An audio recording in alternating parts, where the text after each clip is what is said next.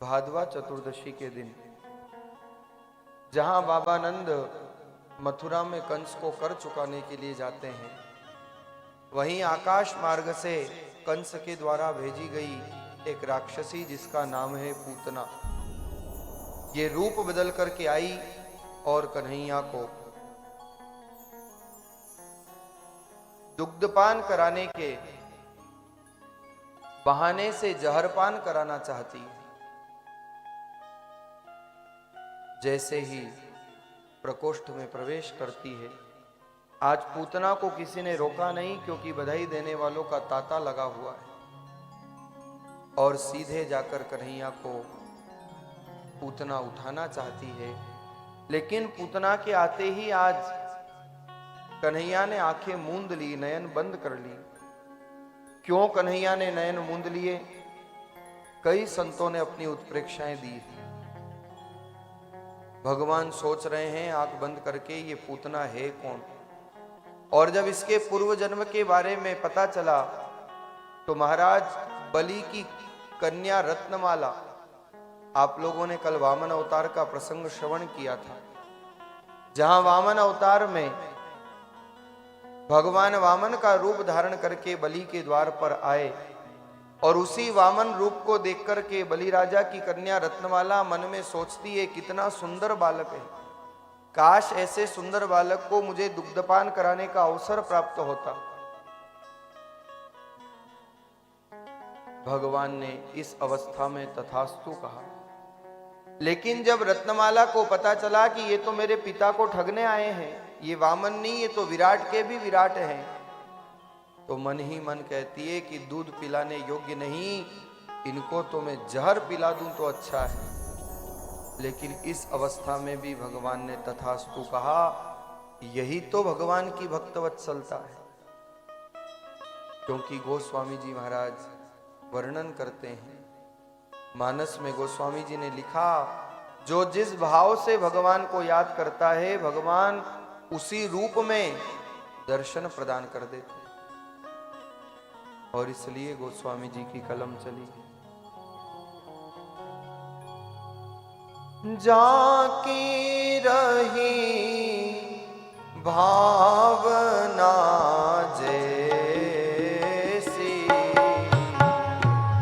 जाकी रही भावना जैसी,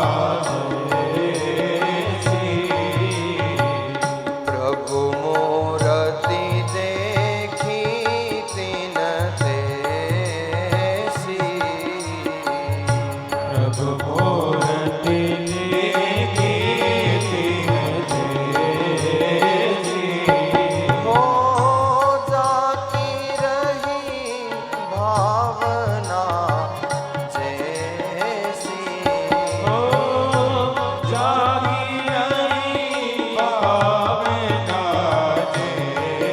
जैसी, प्रभु मूरति देखी तिन तैसी, प्रभु मूरति देखी तिन तैसी, झांकी रही भावना जैसी, प्रभु मूर्ति देखी तिन तैसी।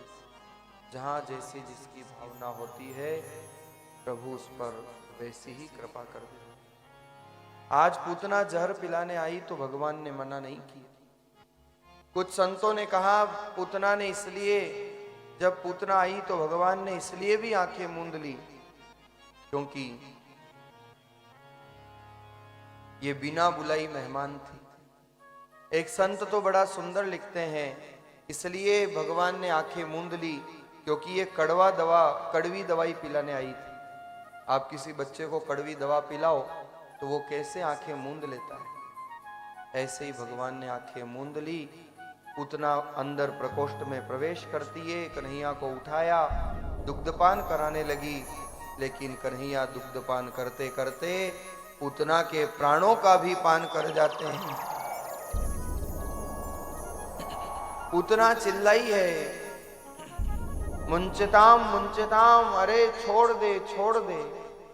लेकिन कन्हैया ने कहा, पूतना मैं तो किसी को पकड़ता नहीं हूं और एक बार पकड़ लूं तो फिर जन्म जन्म तक छोड़ता नहीं हूं। भगवान ने दुग्ध पान करते करते पूतना के प्राणों का भी पान कर गए और पूतना मारी जाती है। विशालकाय राक्षसी शरीर में आकर पूतना धड़ाम से नीचे गिर पड़ी। देवता लोग पुष्पों की बरसात करते हैं, जय जयकार करते हैं। बोलिए श्री कृष्ण कन्हैया लाल की जय। पूतना मारी गई। कई चंदन के वृक्ष आज पूतना के विशालकाय शरीर के नीचे दब गए। अंत्येष्टि क्रम पूतना का हुआ। सारे गोकुल में सुगंध चंदन के वृक्षों की फैल गई। सुखदेव जी महाराज ने 8 श्लोकों में पूतना अष्टक का पावन सुंदर प्रसंग वर्णित किया।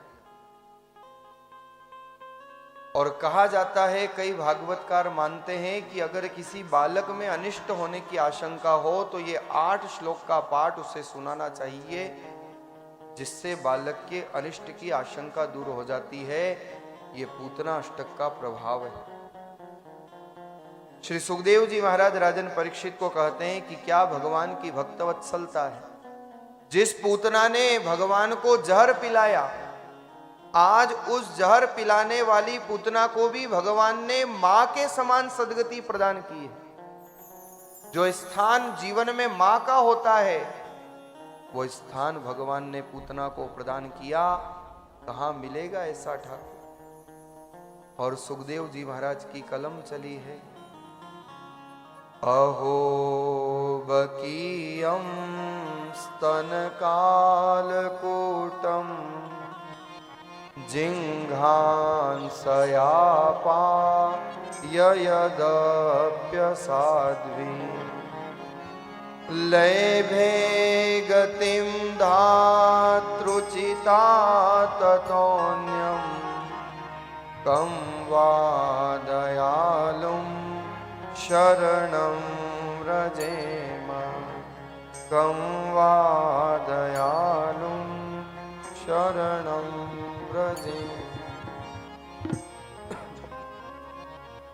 क्या भगवान ने अनूठी कृपा की।